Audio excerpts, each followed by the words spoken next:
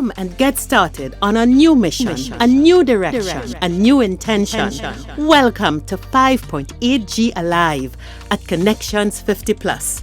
I am Terri-Ann Joseph Brathwaite. And I am Jenifer Gibbons Joseph, catering to all your prospects in the third act of life. Economic well-being, social gratification, personal fulfillment. Join us on Wednesday at 6 p.m. on Connections 50 Plus Facebook page, YouTube channel, and on Gael the Caribbean. Hi, good evening, everyone, and welcome to Connections 50 Plus 5.8G Alive. I am Jenifer Gibbons Joseph, one of the co-creators of Connections 50 Plus, and as usual with me is my colleague. Hi, I am Terri-Ann Joseph Brathwaite, the other co-creator, and love is universal. Every day is Valentine's Day, so happy Valentine's Day today, yesterday, tomorrow, all the days. Great. Yes, did you all celebrate Valentine's Day Monday? How was it? Some of us did, some didn't. And today on this show, we are having a special guest, Terri-Ann. Guests, coming to chat with us about what it's like entering into the third act stage. Yeah, from the second act to the third act. Continuing to move on. Yes, and the team is moving on for February, so we continue to move on.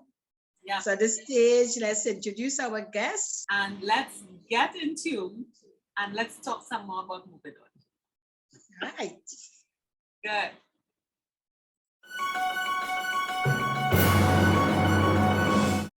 Okay, as mentioned, we have a guest with us this evening. A beautiful, should I say young lady? I want to say young lady, right? I'll take that. Great. So we have with us Wanda Williams. Wanda is a gerontologist, and Wanda decided to shift careers and became a gerontologist when she's almost 50. When we talk about moving from the second act to the third act, yes, Wanda has done that very successfully. And we have asked her to come this evening, be a guest on our show, and share with us and tell us the secret about how she's still looking so young. And should I tell you all her age? Okay, at 51, she's looking real good.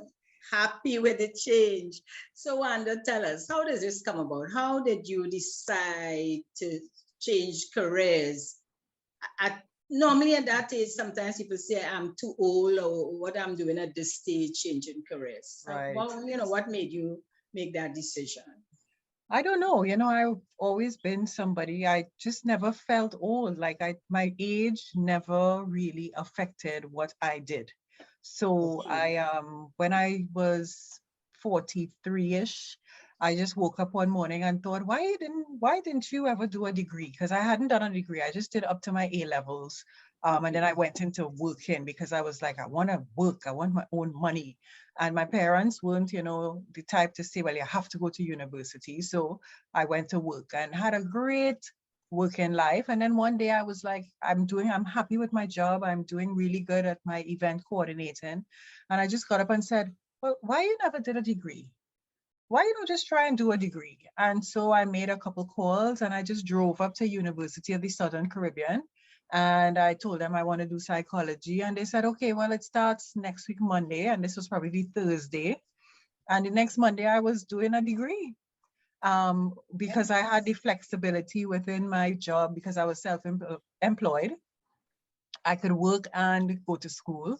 So I went to school full time while doing events and did it well, I think, and when that was done, I was like, okay, this was fun. I wouldn't mind doing a master's because I was able to do that. I graduated top of my class and I realized too that because I was older, I was more serious about my work as opposed to when I was younger. I would have settled for mediocrity and now I was like a perfectionist. So I had to do really well and I had to get nearly 100% on all my assignments and I was really miserable like that.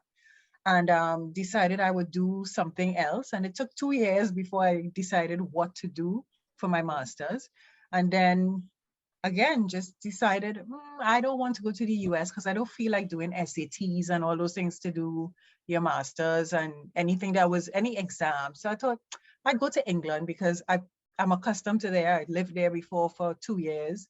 Why not go to England? So again, just packed up and went to England for a year and a half and did my master's. And again, just, you know, you send out an application. 3 schools said yes. I chose the one that was not in the city. I chose the one that wasn't too far in the country, just one smack in the middle, which was Southampton. Smack in the middle in price as well. Really good reputation. And just decided, okay, I'll go. So 2 months later, I went to England, did my degree, and then came home the day the borders closed. And, you know, I just do it. I don't feel older than I felt when I was 28. No, that's a lie. That's a lie. Because, you know, when you get up too fast off the bed, you know you're older than you were when you're 28. So that is not the truth. So I do feel older, yes, but mentally, I don't feel older. I just feel like why can't I do it? I could just do it, you know? And it's something I try to encourage others, you know, don't let your age stop you. You're not too old to do anything, and there is no reason why you shouldn't do it, even if it's just for fun. Wanda, why psychology? You know, I know you said you decided you're doing a degree, but even in deciding you're doing a degree, somewhere in the back of your mind or something would have triggered you to decide, yes, psychology. Because all my life, I have friends who always said to me, you should do psychology. I don't know, I always had like a sixth sense almost, like I would be able to see a situation and make a determination that was, I don't know where it came from, but I could just look at something and say, you know, that person's behaving that way because blah, blah, blah, blah, blah. And, you know, sometimes like my sister would get really sick of me. She'd be like, oh gosh, she's sickening. But in the end, she'd come back and say, how did you know that? How did you know that when we find out what it is? And then my business partner that I had before I went away, she would always say that, you know, you should do psychology, just off the cuff, you know. And then I realized, yeah, I should do it because I understand human behavior from a very basic point of view. Just, I guess from what is the word I'm looking for? It is innate in me that I just understand it, and I wanted to understand it from a more educational kind of point of view, so that if I wanted to go further with it, I had the education to back it up. And so that's why I did it. And it was so interesting and so fun, and, you know, and just every day being in contact with people in their 20s and the teenagers, and just, you know, I hadn't been in contact with teenagers for a long time, since I was a teenager. And so it was different, but it was fun as well. So I did enjoy it a lot. You know? So, you know, when you, did you get that, any feedback from friends or family members when you're going to study at that age, saying to you, where you're going at this age, what you're going to do at this age? You didn't get a negative at all? Never got a negative, and that's because of who my friends are. Like all of my friends have the same kind of mentality as me, you know, nothing stops them. They just do what they want to do. Some of them very fit, and you'd think is a 20-year-old. Even my mother, you know, my mother's 86, and sometimes something would fall from me and she'd be like, no, leave it, I'll get it. And I'm like, Mommy, don't do that in public. If people see you doing that, they're going to want to know what's going on, you know? So I guess because of my surroundings and my interactions and the people I've been in contact with, it's always been very age positive. My father also died at 83, but he died with looking very young. Nobody believed he was 83. He looked like he was in his early 60s. And, you know, so I always that is just how I grew up. If age was just, what? You could still do it, you know, just do it.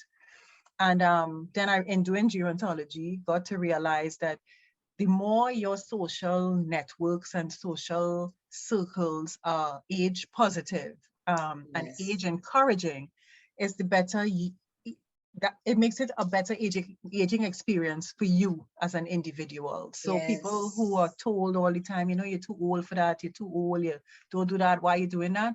They would have a negative self self-esteem and negative self-perception. But I don't have that. I didn't have that around me. My friends are not like that. My family is not like that. They just go, they just do whatever, you know? So that was a good thing for me, a positive thing for me. Yeah. Sounds good, Terri-Ann. Yeah, I think one of the very important things, I think so few people realize how important what you said is in terms of their view on life, because we tend to parrot what is said around us. And many people, if the people around you tend to be, you're old, you're this, you're that, Yes. then they project it to you and it's up to you to choose it. Yeah. You know, Yes. it's probably very likely that it was said, but because of your outlook, you just didn't hear it. Yeah, probably didn't hear it. You're right. And that's, and even if you heard it, it didn't register It didn't at matter. all. Yeah, it didn't matter. I think that is something people need to, the people who go forward and age positively and with energy and have fulfilled lives on the third act stage, they just don't hear those sounds. Correct. You know? It's true. That is so true. You know, if you want to do something, do it. Yeah. Do it. As long as you're not causing yourself or anybody else any harm, do it. You know, why not? I mean, I have so many things. I have a bucket list that I did probably, well, during COVID. I sat down and I wrote this bucket list. I mean, you would think it was an 18-year-old writing the bucket list. The things that I have on that list, I know that my knees and my back probably can't do half. You'll be surprised. I'll still try. Yes, absolutely. You know, I am going to try it. And then when my knees give out, then I'll say, okay, maybe this wasn't, I can't complete this, but I tried it, you know? So I plan to fulfill my bucket list. I think that's one of the major issues that face our cohort. And I think it's a lot of people, it's easy to say I can't, because then you don't have to start trying and you don't have to face the possibility of, all right, I thought it was 100 yards, but I could only make 20. Yeah, all right, celebrate 20. We are so afraid to fail, yes, and you don't want people to see, and you know, then you confirm that you're old, and you know, and people, you think people are going to have something to say, but so what? Because the same people who are saying, oh my gosh, I know she couldn't do it, they jealous, you know, they jealous and saying to you, they behind you saying, you know, oh gosh, I wish I could have done that. I catch myself saying that about some people sometimes, you know, even if I limit my own self, I'm like, gosh, why I can't do that? Why I didn't do that, you know? So you have to really decide, I'm going to try. Just give it a try. When I was going to school, when I decided to do my degree, I was like, you know, I wonder if they would have an issue, if those students would have not so much accept me, because I didn't want acceptance. I was like, you are not paying for me to come to school. I don't need your acceptance. But you just wanted to feel like it's not going to add an extra layer of stress to you if they are mean or unkind, or if you have to deal with issues.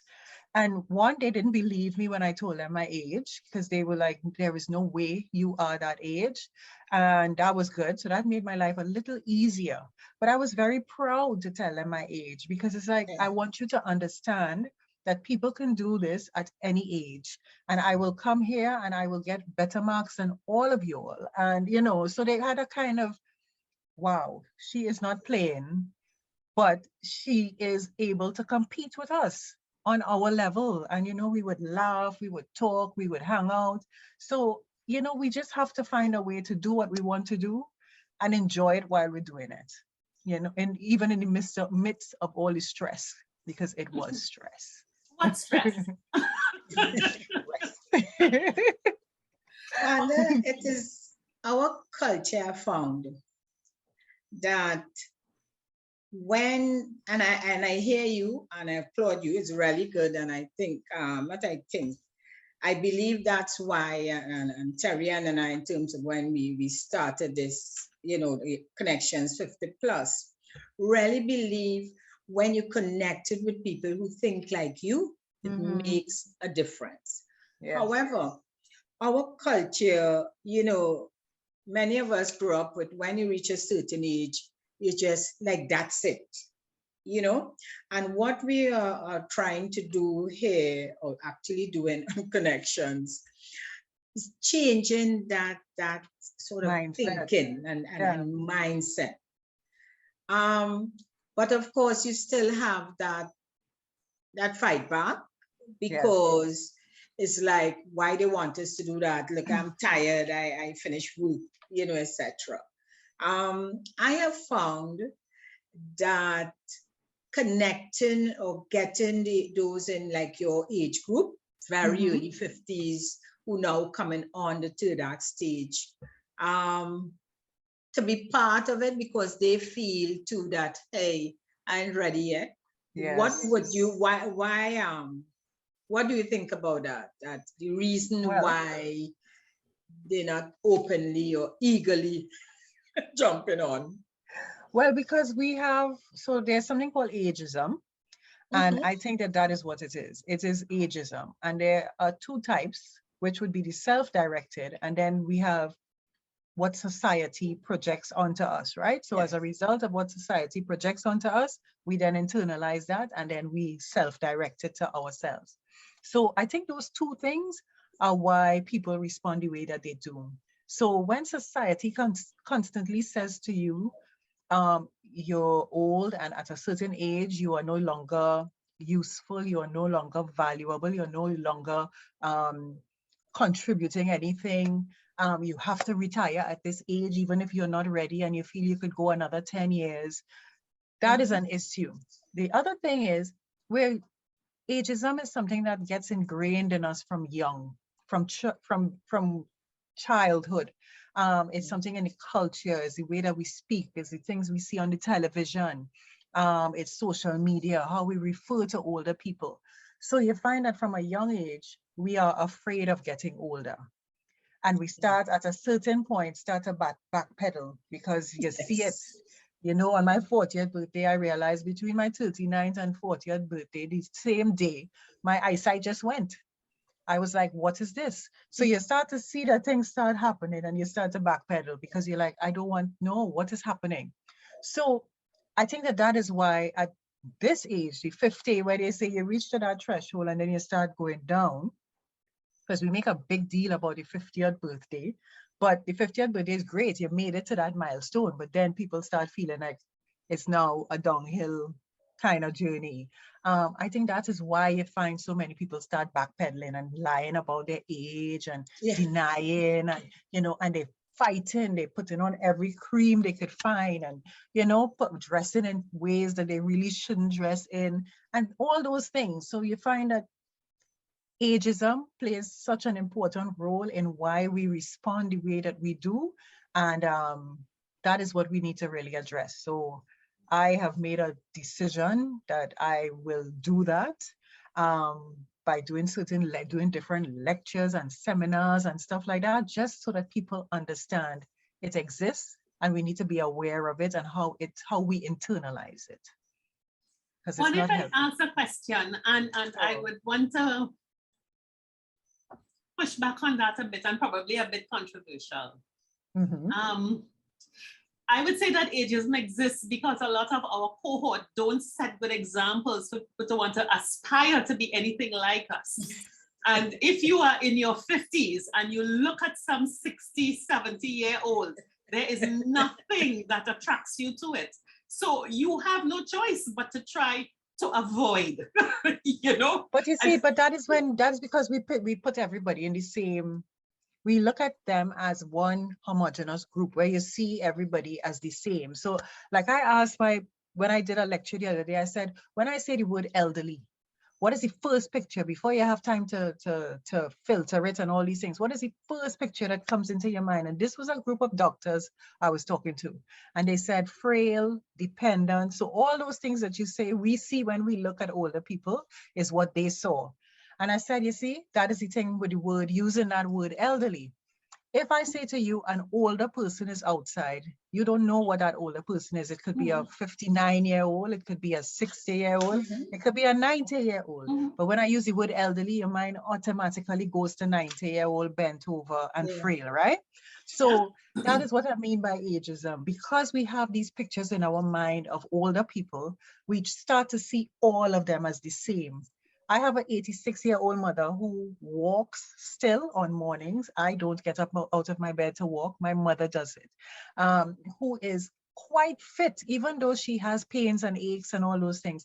is quite fit. And when I look at her, that is what I aspire to, because I just think you are an inspiration, you know? And so we have to make the decision to look at those older people who are active, because there are some who are stronger than us, fitter than us, sharper than us, you know, and not see all of them as one homogeneous group with one age and experience, because then you take away the person's their self-identity, you take it away from them and you just group them all. It's like how people just group all Black people as the same, or all young people as the same, because we say they're young and they're lazy and they all these things, but that's not true, you know? So we have to be careful about how we see it.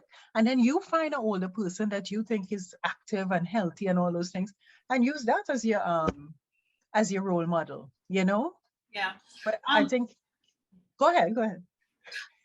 That I'm laughing because sometimes you look at people, and yes, there is the homogeneous group, but I think even in our experience with Connections 50 plus, I think the majority has that view of self. Those who don't have are definitely the minority. And yes, I think that is one of the reasons you have the challenges with the decline in quality of life and things like that.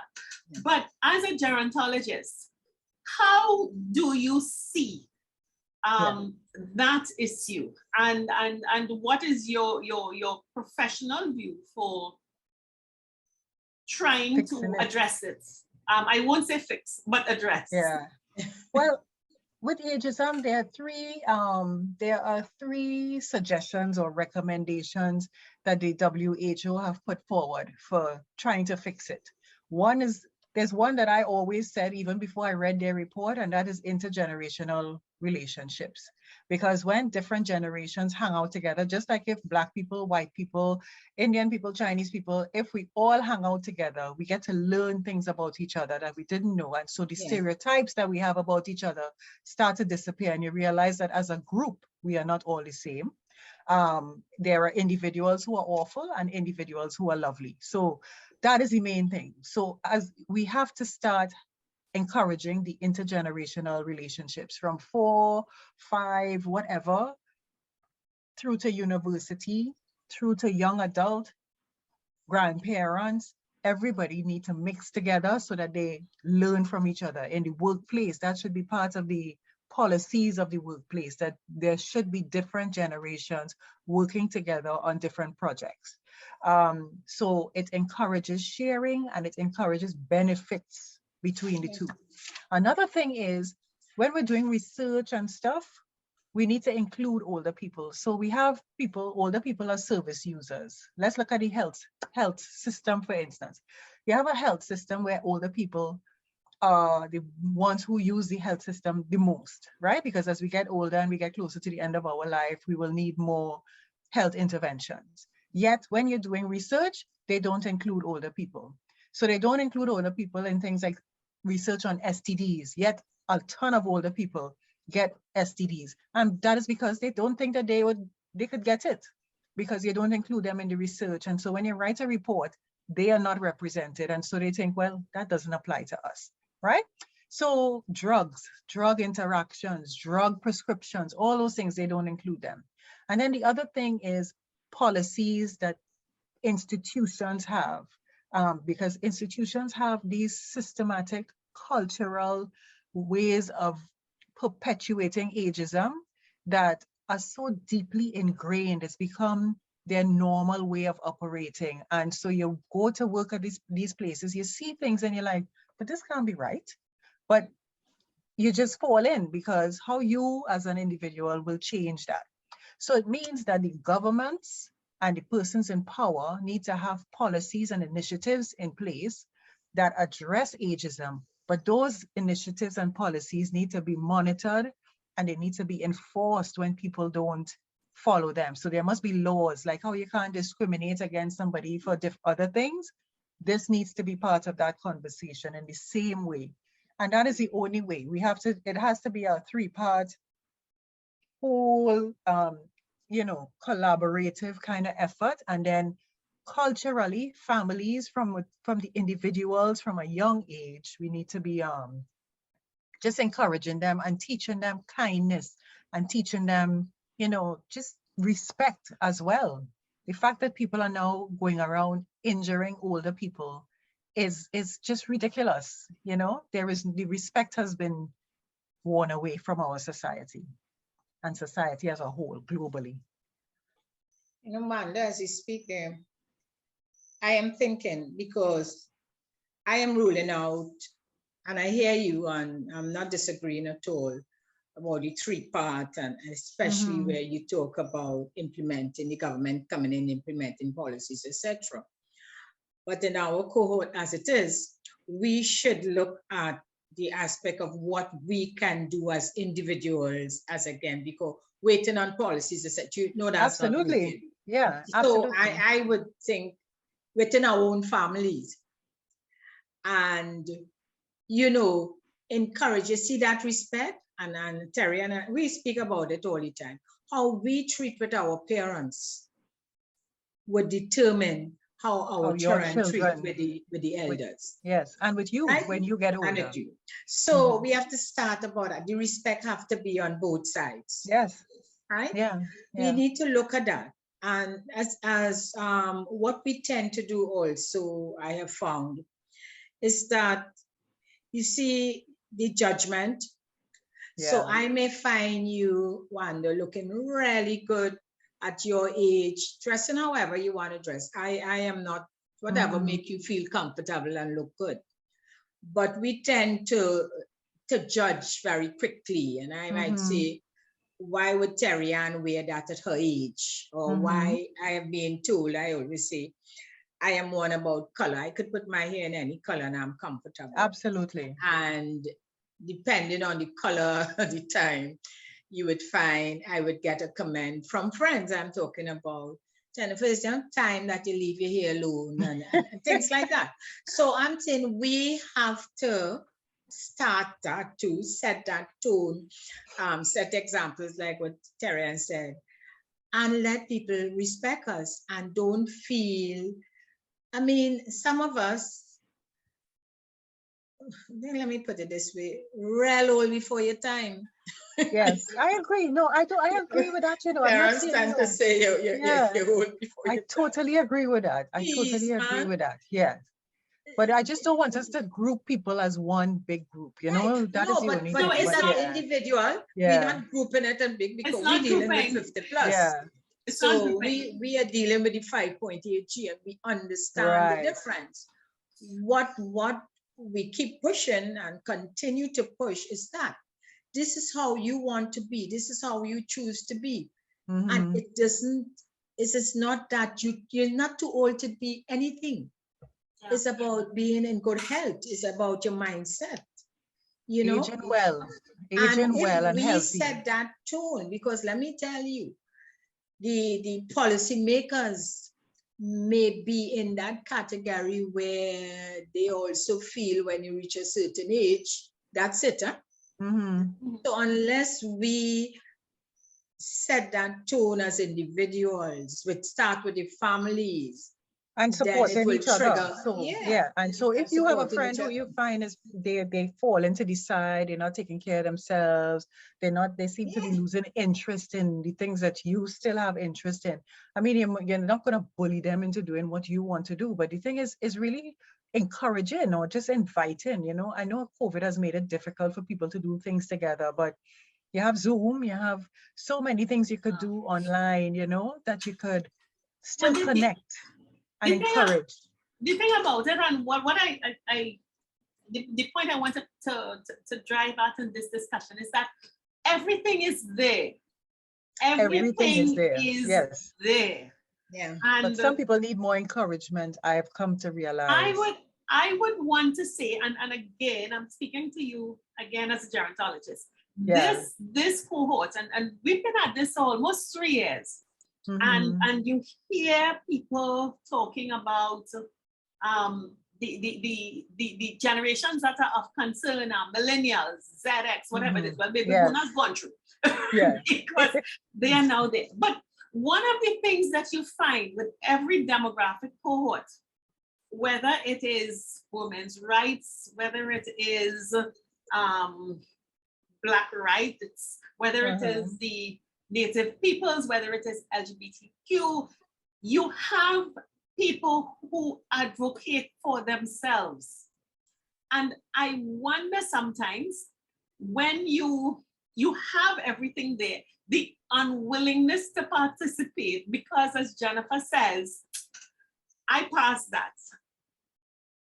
I really wonder sometimes, and I'm looking at this from the position of a gerontologist, again, whether the cohorts in the main, you might have a 10% on the fringe, but I'm talking about the cohorts in the main, has no interest in self-advocacy, and whether they're so accustomed to being provided by services. Because when you look internationally, there's a crisis. Deal with the elderly and the children. Prioritize the elderly and the children. When you're dealing with budgets, don't touch the pensions. Yes. So perhaps, and I'm wondering, and the world is changing. Technology is changing. So very soon, I think the priorities are going to be focus on the young people because they're the future. And I wonder if not having the practice of advocating for self and going out there and representing like all the other interest groups represent, because you will find our cohort as a part of all those activist interest groups. Yes. But they represent as that interest, but not as a generational cohort. Yes. And that is why, you know, one of the things what we are doing with the Connections 50 Plus program is saying that for those who recognize you have a lot of life left in you, you have a lot of talent, you have a lot of experience, let's create that stage and jump up on the platform. But the fact is that you're seeing that it's really not the majority of the cohort that is interested in doing that. You are dealing with a smaller group. And that is why I bring up the point of, from the field of gerontology, what is your view on encouraging, supporting our cohort to advocate more and to want to live life more fully as they go on? At this point, in this moment. In this moment and as you go along, So I understand what you're saying. And I don't know, a lot of things were going through my mind when you were saying it. So at one point I was thinking maybe we just feel that we are not elderly, so we're not there yet. So we just wait until we reach there. You know, it's almost like that is what it is. And then the other set is, my other thought was that we're busy backtracking that we don't want to admit. Yes. So we don't want to admit we're nearly there. So that could be another one. And that because you have all these different experiences happening, it may be why we can't come together as a group, because what I'm feeling is not what you're feeling, is not what you're feeling. And so that is probably why it is so difficult. And then at this age, we're so involved in all the other groups that we're fighting for, that our age, because you don't, especially women, you don't want to be drawing too much attention to your age.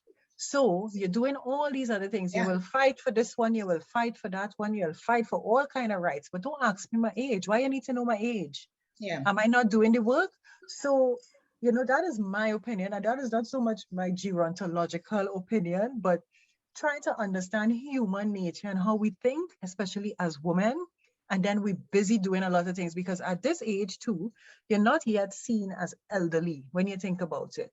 So you're still in the prime of your life, making that. But remember, we have three stages. Right? There's the 50 to 60, 60 to 70, 70 to 80, the 5.8G. Yeah. Right. But in the 50 to 60, you are still working. You're still contributing. You are still valuable. You still, ageism hasn't hit you right in the same way it will the 60 to 70, because that person has just been forced to retire. Right. And so, and that is, remember, retirement is pretty much mandatory depending on your job. So you have not been told by society thank you, go home. That is when you will start to say, well, I need to advocate. But by that time, you're either tired from working 40 years, you don't have enough money to be advocating, or you're just thinking, I'm going to enjoy my retirement and I don't have time to fight up with those who feeling whatever they're feeling. Another thing too is, as women too, we haven't been really good at coming together, because so many things have been pulling us apart throughout our entire lives. As a group, we don't really come together. And that as well is also so difficult for us to do.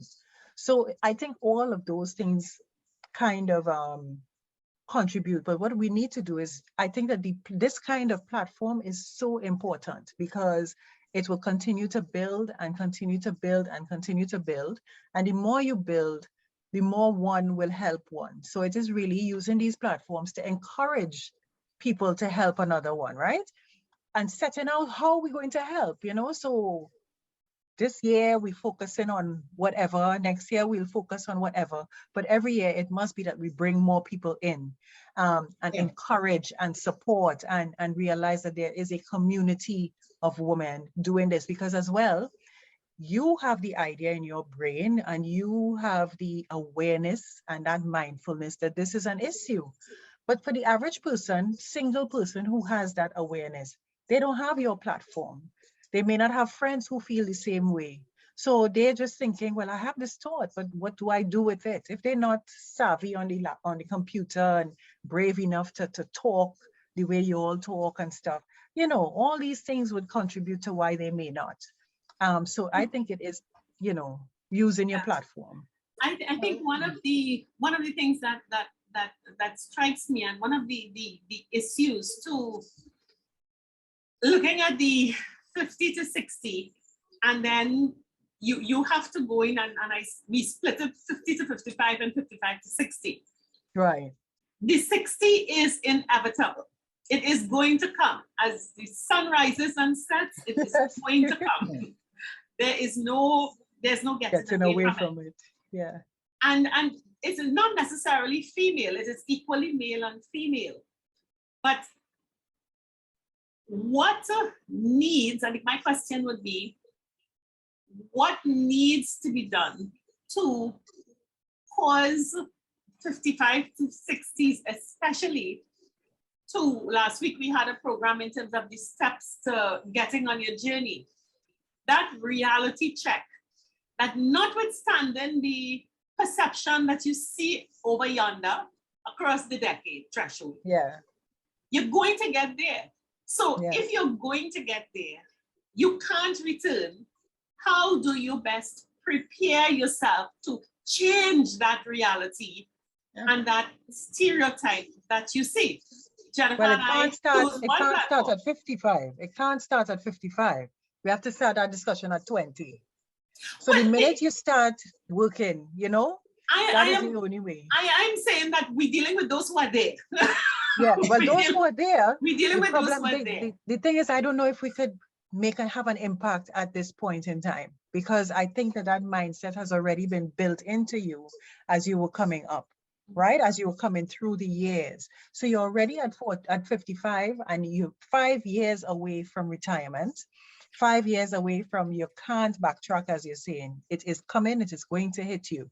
The only thing that could be done is if within the home, within this community, within your friends, on these platforms, in the office, all those places, it's not just one thing. That is the hard thing. It is so many things that have to work together, because they could work, you know, they could each do it, but if they're not working together, then it's not gonna, you know, amount to anything. So many things that have to work together to give people the tools they need as connections to make that. Because right? Wanda, I believe it could change. I have been seeing changing. It may not be, I mean, we love to see a fast change, but understanding the scenario and what Terri-Ann, the picture Terri-Ann just painted, because it's real. But when I actually see, because when we have programs, although we sometimes say, oh, they don't want to come for whatever reason, for fear, they feeling shame, whatever. Those who do attend, even if that's the first time they have attended such we have forums, so it's open discussion, so it's not any lectures. And they always, the feedback, I mean, let me tell you, at all the time. There isn't a forum we have had over the years that someone would say they're sorry they came. The reason that they're sorry that they haven't participated in more programs. But my question is this: when they say that and they leave, what do they do? What is the follow-up? When do you get feedback like a year later or 6 months later? No, what I would say for those, and it's about a 10%, it's not the majority. So we're going slowly with a small group. That group of people, they will continue, because our programs, as you know, our shows like this, it's free. They come on. Yeah. They would tell others, they will give us the feedback, and they would attend other forums. We have had the repeats, you know, and they will talk to us and we get that feedback. I mean, we will love it to be much more, but I am definitely seeing an impact on those who are willing to step out of that little box they put themselves in. And come out of it. But I just wonder about what they're doing with the information, because sometimes I do seminars as well. They transition. And, you know, and they people come. Once the seminar is free, it's like, you know, you're getting 80, 90, 100 people. But then after that, I wonder, what are you doing with this information? I would say no, because it's about life, because it's not information. It's continuous. It's a continuous flow. So it's not information. We are not given to say that when you leave here, you have to do X, Y, and Z. It's about life. For instance, our last forum, we did vision board. It's about a vision board. Now it's active. We actually doing it one time. So it's not that you have to do it and come back. This is what the forum is all about. So as they leave us, it is something continuous. They do however they want to continue the vision board. The vision board is their life journey, is what they do. It's like what we spoke about, taking a trip. They're on a trip. They're not, as Terri-Ann said, they're not going back, you know, it's continuous. So we don't expect, they don't have to come back to us for anything, but our forums is about continuous living, different aspects of your life that we cover. Right. So when they attend or they make that commitment, it's a commitment for their life, to make their life happy. If they don't want to be happy, then they stop. Yeah, but you see, what you're asking too is, what can we do to make a difference? So if you give them the information. What else?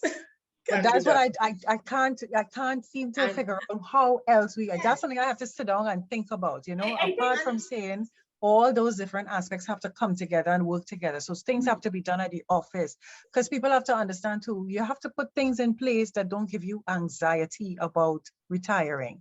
So is it that we push things about insurance? Is it that we push things about life savings? You know, all these things that give us anxiety about that crossover, and then losing your identity. How do you let people know that your job does not define who you are as a human being, and you are so much more than that even after you retire? Again, information. I think one of the things that I hope this discussion is helping people, and I think one of the things that we realize, and we look at our own lives and we say, okay, so why are we so different to so many other people that we know? And this thing about not making up your mind about who you are and what you are, many people go along being carried by the crowd and being defined as a position or as a job or as a role in a family or something else. And just don't give themselves permission to say, I am this and I like that and I want my life to be like this. And to the extent that anyone looks down the road, sees a vision of elderly life that totally horrifies them, and they are so anxious, not I won't use the word anxious as yet. Anxiety is the outcome, but they are so unprepared to not be the job or not be the role in the family, and they so don't know who they are, that they decide to scramble and try and stay there, which I think then brings out the anxiety. But I would say, and Jenny might agree, that for those who are bold enough to want to break the mold, and find themselves and break free from all the stereotypes of that whole life.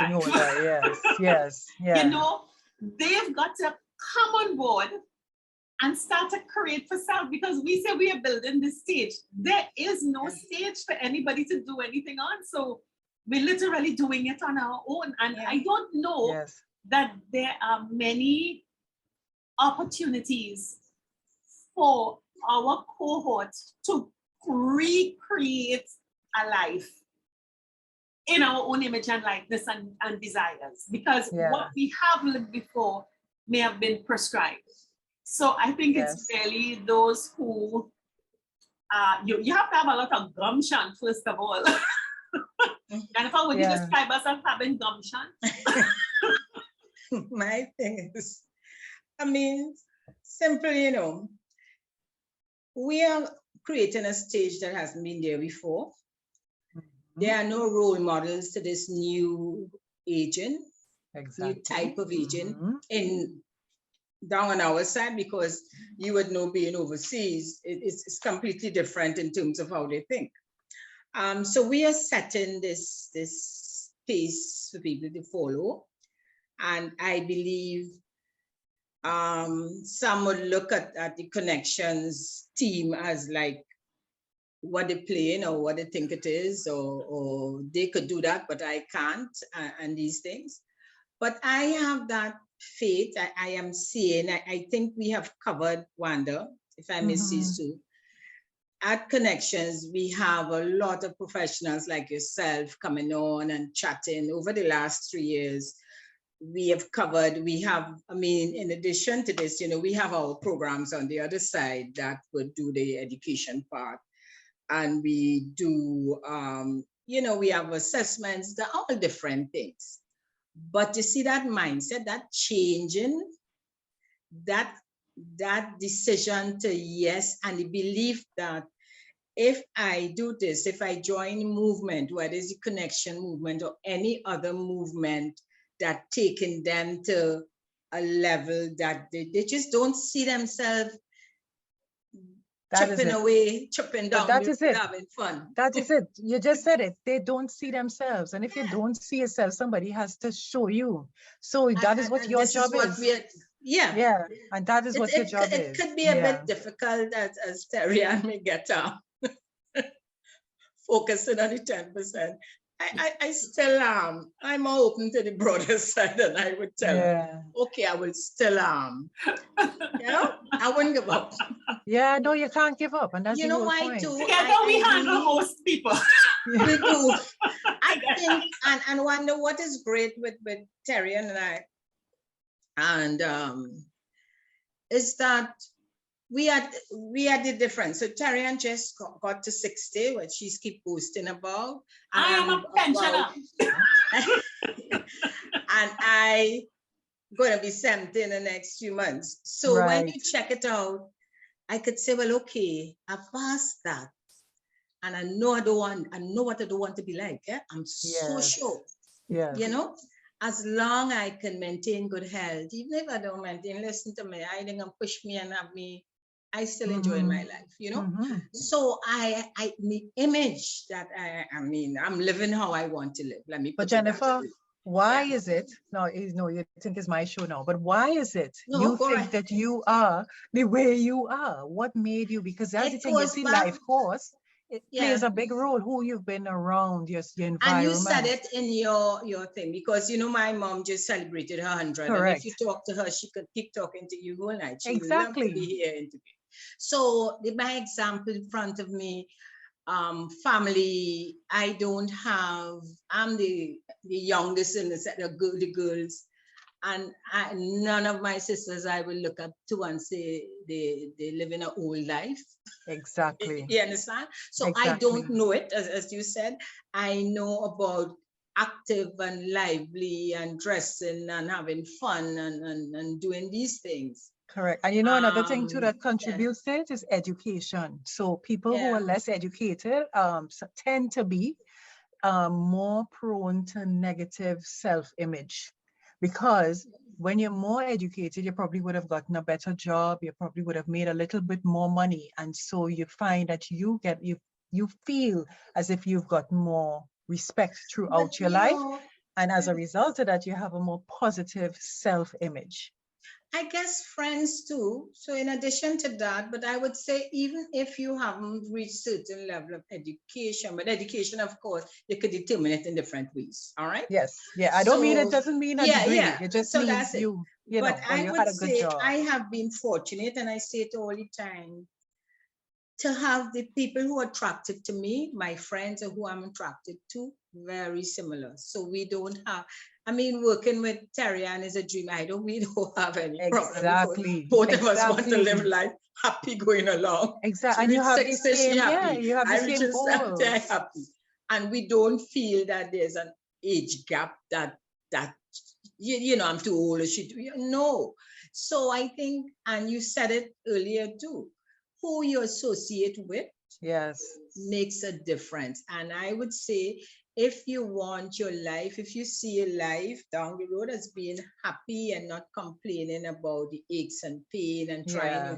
your best to live a quality life or fulfill life, then look for people who you can hang with, Who won't focus on who those would things. focus. Yes. Yes. I'm You not saying know? we won't have the aches and Yeah, pains. and you We talk would about have it and you move challenges. on. Yes. But you want somebody, when you talk to them, they're not going down there at a pity party. Yes, No? exactly. They're Yes, telling you, exactly. okay, you can't move, I'll pick you up, or I'll come and sit down Correct. and line with you. You know? Correct. And I think, So, Terri-Ann, as you were saying, you know, that is what makes a big difference with what would make some people join a movement and some people will not join a movement. It's just like the confidence that they would have in themselves to be able to make a change, the confidence that they have knowing that they supported, all these things would contribute to who would be willing You know, to make a change. I would put it in another way, more bluntly, and I think I'm less less diplomatic. Let's hear it. The way that I want to live, no one can do it for me, far less the state. Yes. They just don't have mindset. They just can't take care of me as well as I want to. The way that I like to live, the way that I want to be entertained, I cannot leave it to anybody else. They'll mess it up.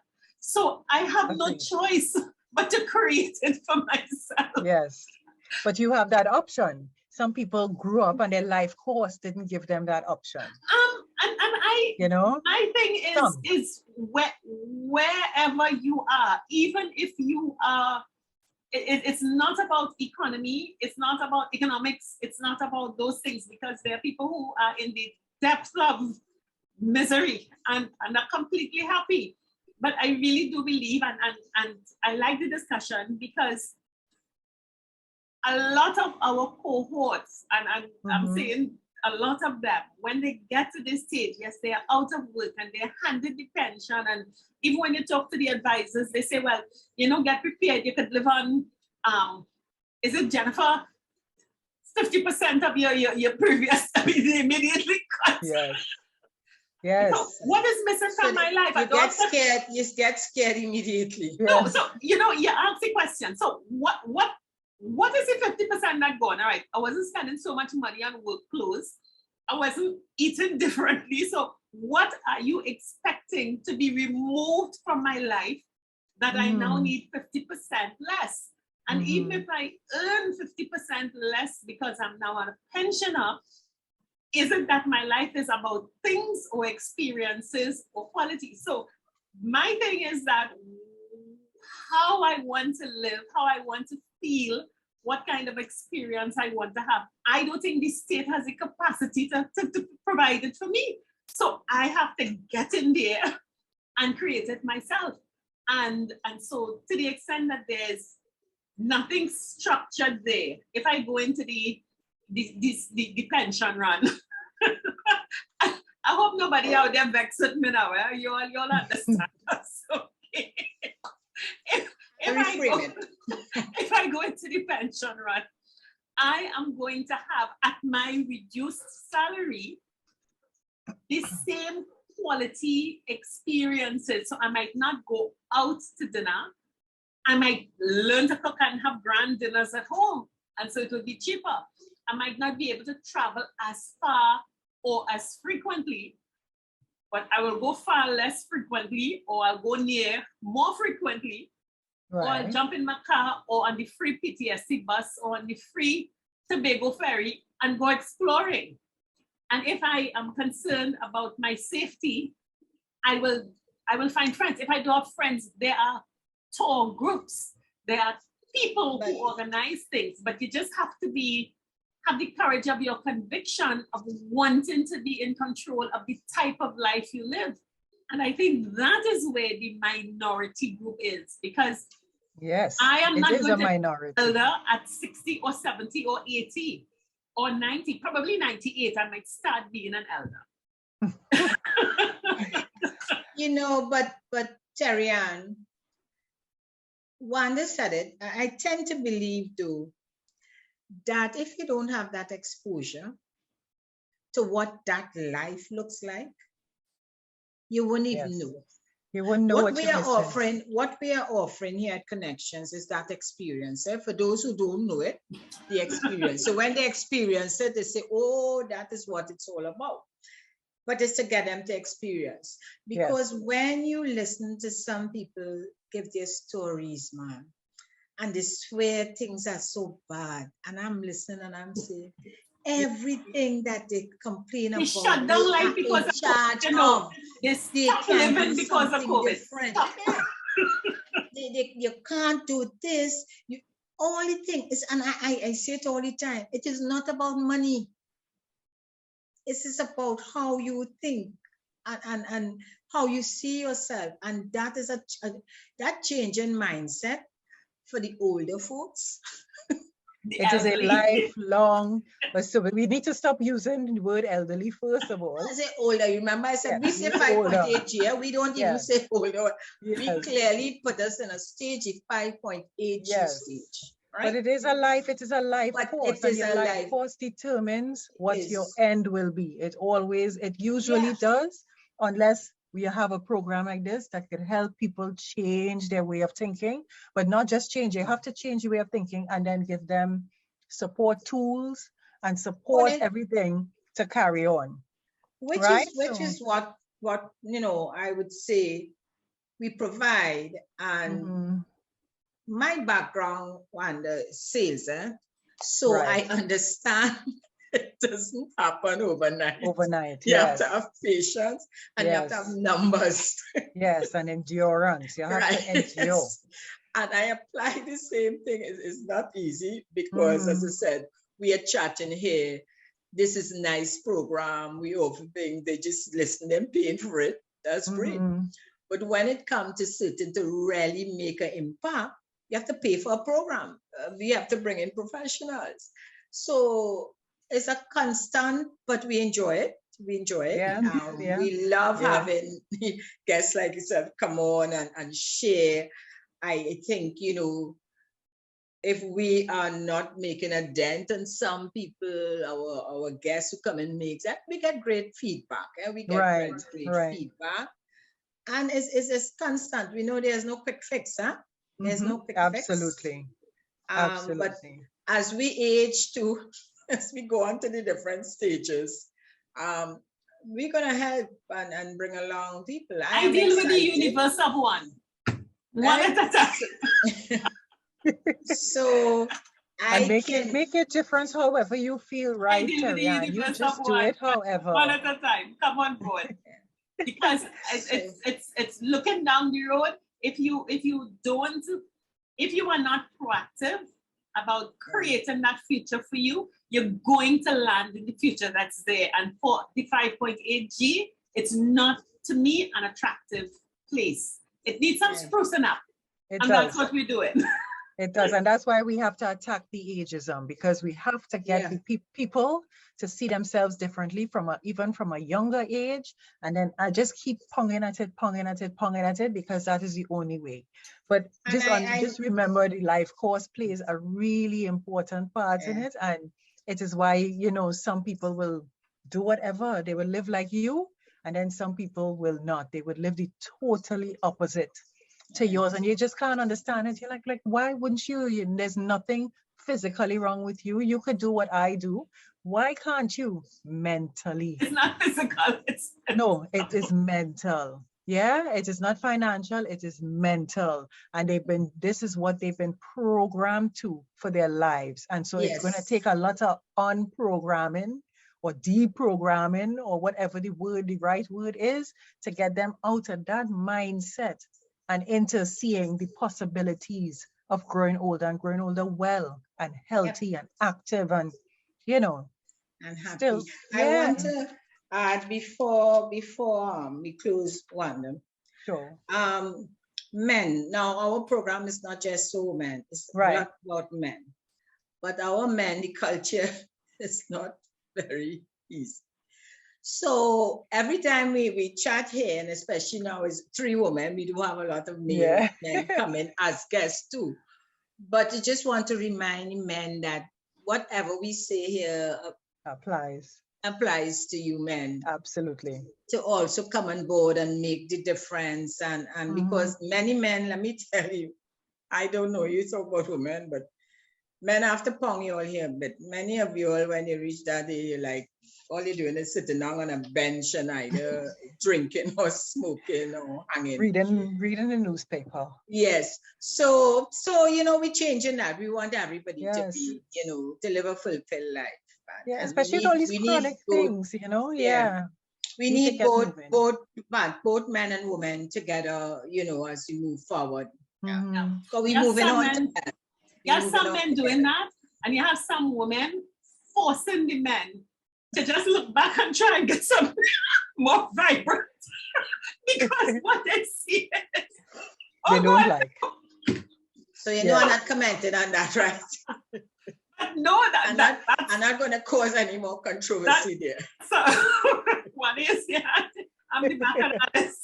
No, but that's on the other side. So you have some men just letting themselves go, and they just sliding into God knows what. But then there are some who, when they look at how some women are thinking, they also have forgotten life, and it's a mess. So everyone really needs to decide, support each other, come together and move forward. Yes. And that's why I like this platform a lot, for that, because I just think, you know, you will reach each one and bring one, and you know, for sure.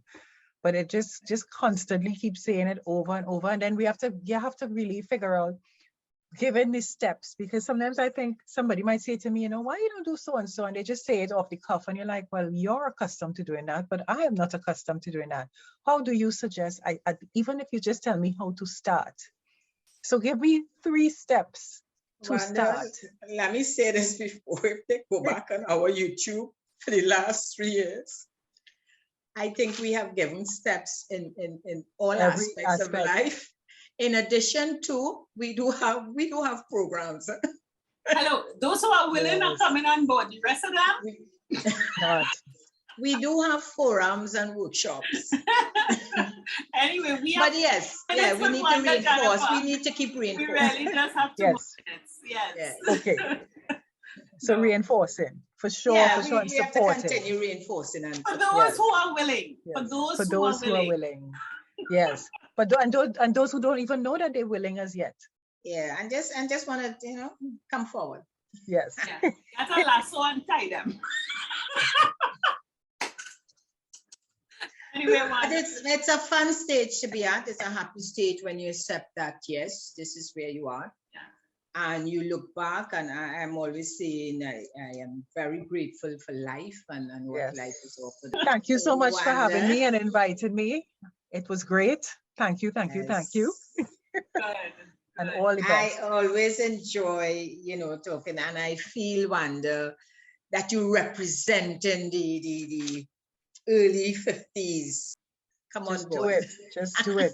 Get on board and just do what you want to and reach your full potential before it's too late. No regrets. Absolutely. Yeah. Okay. Wanda, thanks so much for being our guest this evening. My pleasure. My pleasure. Right. Okay.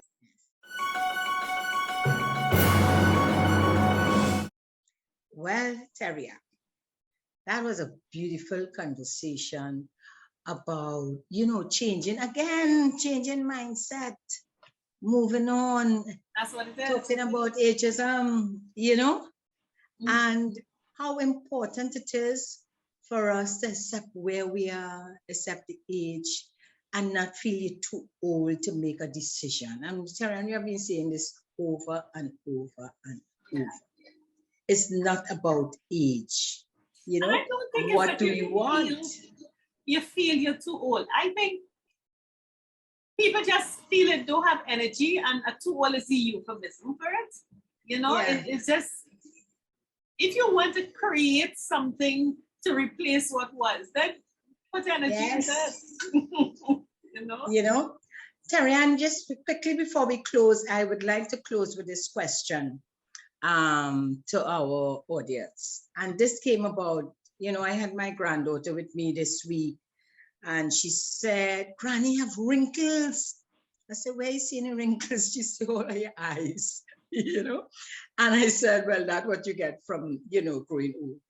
But, I thought about it, and I said, different people, as you grow old, you tend to worry about getting wrinkles, getting rolls, different things you worry about. So I would like to throw the question, what are you concerned about? Are you concerned about getting wrinkles? And this is for men and women, if you're concerned about maybe your stomach.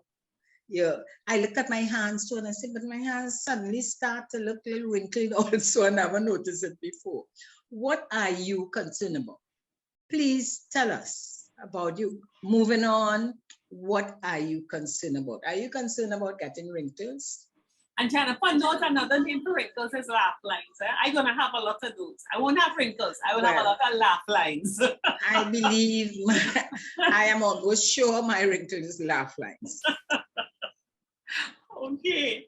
So then, but I'm not worried about it. Yes. Great. So until next week, when we have another interesting guest. See you soon. Bye. Bye. 50 Plus Tribe and followers from Trinidad and Tobago and the Caribbean. Thank you for joining us on this Connections 50 Plus 5.8G Alive show. We hope you enjoyed the lively conversation and look forward to seeing you next week.